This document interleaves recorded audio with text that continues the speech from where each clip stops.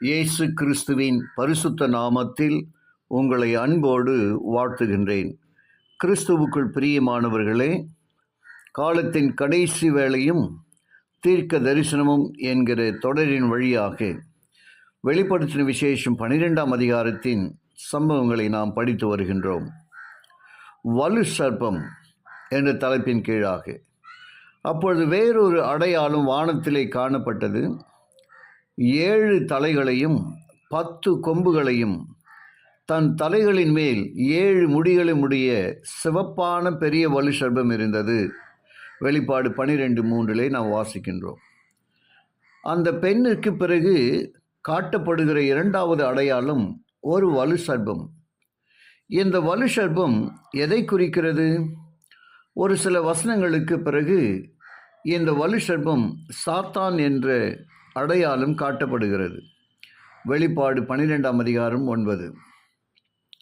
வெளிப்படுத்தல் 13இல் வலு சர்ப்பமானது 7 தலைகளையும் 10 கொம்புகளையும் தன் தலையின் மேல் 7 முடிகளையும் உடையதாக இருந்ததாக சித்தரிக்கப்படுகிறது.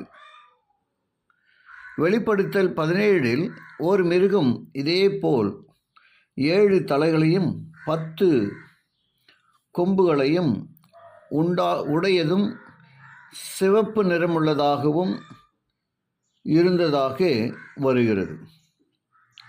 தானியேல் 7ஆம் அதிகாரத்தில் வலு சர்ப்பத்தைப் போலவே ஒரு மிருகம் விவரிக்கப்பட்டுள்ளது. இது கெடியும் பயங்கரமுமான மகா பலத்ததுமாய் இருந்தது. அதற்கு பெரிய இருப்பு பற்கள் இருந்தது.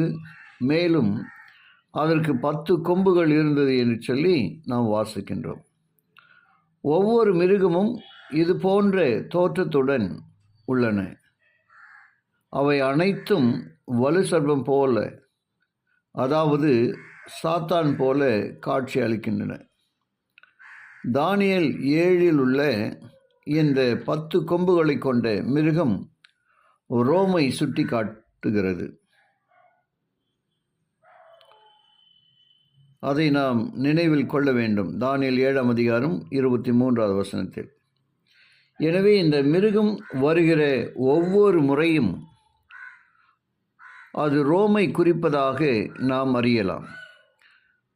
அதற்கேற்றாற்போல் வெளிப்படுத்தல் 13இலும் வலு சர்ப்பம்தான் தன் பலத்தையும் தன் சிங்காசனத்தையும் மிகுந்த அதிகாரத்தையும் அதற்கு மிருகத்துக்கு கொடுத்தது.